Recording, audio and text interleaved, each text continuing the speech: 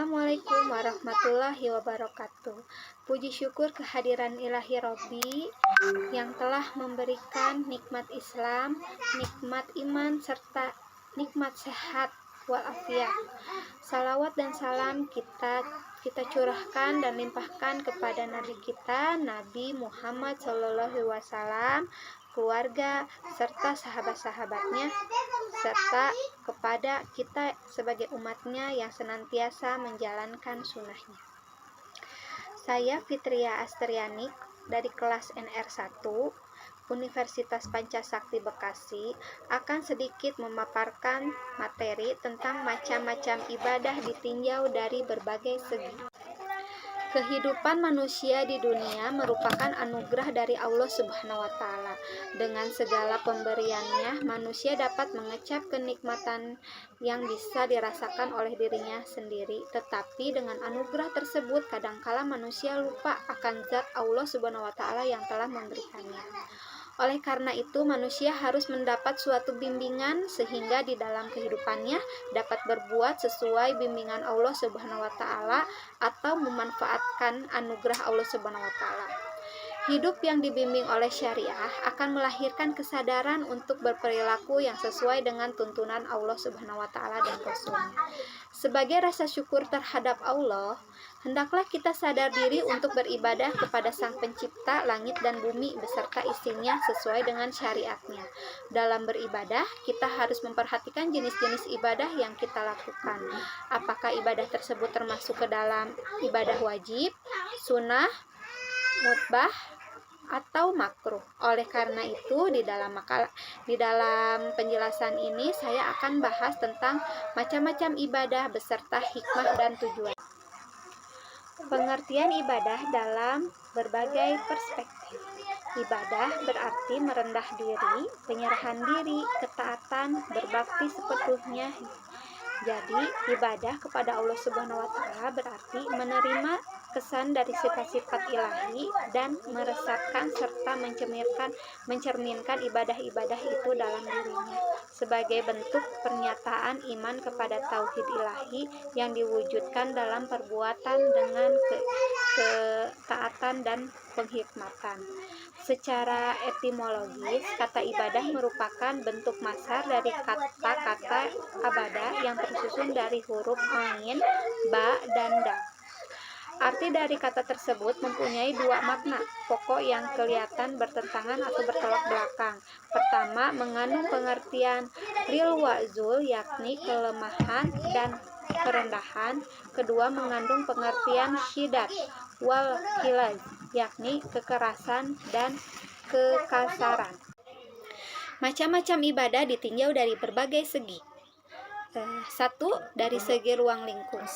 Ditinjau dari segi ruang lingkupnya, ibadah dibagi menjadi dua macam, yaitu ibadah khasas, yaitu ibadah yang ketentuan dan cara pelaksanaannya secara khusus sudah ditetapkan oleh nas, seperti sholat, zakat, puasa, haji.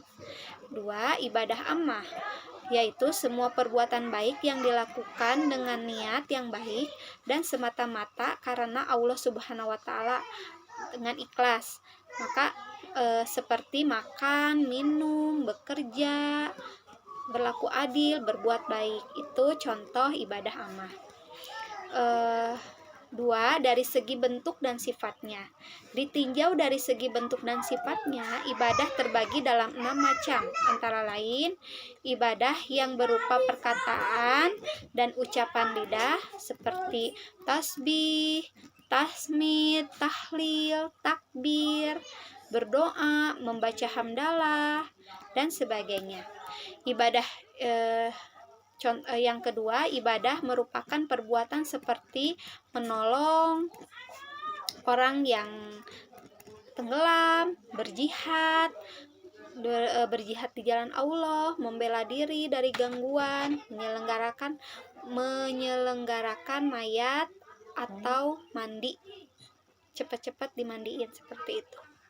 Nomor 3, ibadah-ibadah yang berupa menahan diri dari mengerjakan sesuatu pekerjaan termasuk ke dalam ibadah ini. Ibadah puasa yaitu menahan diri dari makan, minum, dari segala yang merusak puasa. 4. Ibadah-ibadah yang terdiri dari melakukan dan menahan diri dari suatu perbuatan seperti itikaf, serta menahan diri dari ijma dan mubasyarah atau bergaul dengan istri. 5. Ibadah-ibadah yang bersifat menggugurkan hak seperti membebaskan orang yang berhutang dari hutangnya, memaafkan kesalahan dari kesalahan orang yang bersalah, dan memerdekakan budak dengan kafarat. 6. Ibadah yang meliputi perkataan seperti khusyuk, menahan diri dari berbicara dan dari berpaling lahir dan batin dari yang diperintahkan kita menghadapinya seperti sholat. Sholat dipandang sebagai ibadah yang paling utama karena salat melengkapi perbuatan-perbuatan yang lahir dan batin. Poin ketiga, dari segi sifat, waktu, keadaan, dan rukunnya. Apabila ditinjau dari Poin ketiga, dari segi sifat, waktu, keadaan, dan rukunnya. Apabila ditinjau dari segi sifat, waktu, keadaan, dan hukumnya, ibadah terbagi menjadi mada, yaitu ibadah yang dikerjakan dalam waktu yang ditetapkan, syarat-syarat ibadah tersebut dilakukan pada waktu yang ditetapkan untuk pertama kalinya, bukan sebagai pengulangan. Pelaksanaan ibadah ini disebut dengan ibadah tunai. 2. Makdi, yaitu ibadah yang dikerjakan sesudah keluar waktu yang ditentukan syarat. Ibadah ini bersifat sebagai pengganti yang tertinggal, baik karena disengaja atau tidak, seperti tertinggal karena sakit atau sedang dalam berpergian. Pelaksanaan ibadah ini disebut dengan qada. 3. Mu'ad, yaitu ibadah yang diulang sekali lagi dalam waktunya untuk menambah kesempurnaan, misalnya melaksanakan salat secara berjamaah dalam waktunya yang ditentukan setelah melaksanakan secara sendirian pada waktu yang sama. 4. Mutlak, yaitu ibadah yang tidak dikaitkan waktunya oleh syarat, oleh syarat dengan suatu waktu yang terbatas, seperti membayar kifarat sebagai hukum bagi pelanggar sumpah. Muwakat, yaitu ibadah yang dikaitkan oleh syarat dengan waktu tertentu yang terbatas, seperti salat pada waktu subuh, zuhur, asar, maghrib, dan isya, termasuk juga puasa pada bulan Ramadan. Muwassa, yaitu ibadah yang lebih luas waktunya dari yang diperlukan untuk melaksanakan kewajiban yang dituntut pada waktu itu, seperti salat 5 waktu. Mudayyah atau mi'yar, yaitu ibadah yang waktunya sebanyak atau sepanjang fardu atau difardukan dalam waktu itu, seperti puasa dalam bulan Ramadan.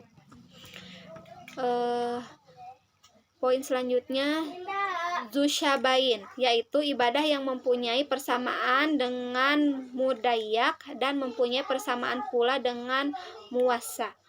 Muayyan, yaitu ibadah tertentu dituntun oleh syara, misalnya Allah Subhanahu wa Ta'ala memerintahkan salat, maka seorang mukallaf wajib melaksanakan sholat yang diperintahkan itu, tidak boleh mengganti dengan ibadah lain. Muqayyar, yaitu ibadah yang boleh dipilih salah satu dari yang diperintahkan. Muhadad, yaitu ibadah yang dibatasi kadarnya oleh syara seperti sholat fardu dan zakat. Gairu muhadad, yaitu ibadah yang tidak dibatasi kadarnya. Jadi kesimpulannya adalah ibadah merupakan seluruh aspek kehidupan tidak terbatas pada saat-saat singkat yang diisi dengan cara-cara tertentu. Suatu ibadah mempunyai nilai, yaitu jalan hidup, dan seluruh aspek kehidupan merupakan tingkah laku, tindak tanduk pikiran dan perasaan semata-mata untuk Allah Subhanahu wa Ta'ala, yang dibangun dengan suatu sistem yang jelas, yang di dalamnya terlihat segalanya dan pantas dan tidak pantas terjadi. Sekian pemaparan dari saya. Kurang dan lebihnya mohon dimaafkan. Wassalamualaikum warahmatullahi wabarakatuh.